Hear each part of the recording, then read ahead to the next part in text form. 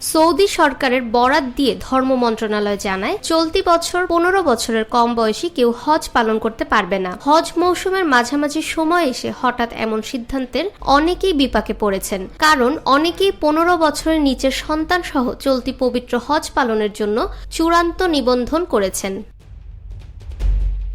এমন পরিস্থিতিতে সেটি সমাধানের জন্য নতুন করে কেউ যদি হজে যেতে না চায়, তাহলে তার পরিবর্তে অন্য কাউকে প্রতিস্থাপন করা যাবে, আর না পাওয়া গেলে তার জমা দেওয়া টাকা ফেরত দিতে হজ এজেন্সিকে নির্দেশ দিয়েছে ধর্ম মন্ত্রণালয়। বৃহস্পতিবার ধর্ম মন্ত্রণালয় থেকে এমন নির্দেশনা দেওয়া হয়েছে।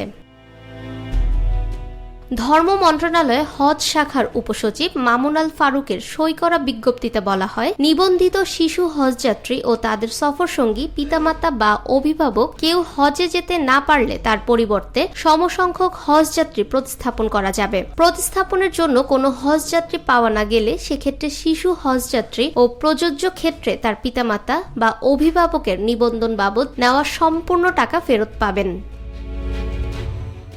সৌদি আরব হজ ও ওমরা মন্ত্রণালয় শিশুদের সুস্থতা ও নিরাপত্তার বিষয় বিবেচনা করে 2025 সালের হজ মৌসুমে পবিত্র হজ পালনে আগ্রহীদের সর্বনিম্ন বয়সসীমা 15 বছর নির্ধারণ করেছে, যা হজ যাত্রীর পাসপোর্টের জন্ম তারিখ থেকে ধরা হবে।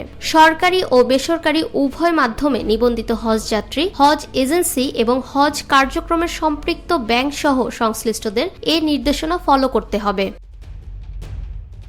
ফাহমিদা বিনতে আনোয়ার, নিরপেক্ষ নিউজ ডেস্ক, ঢাকা।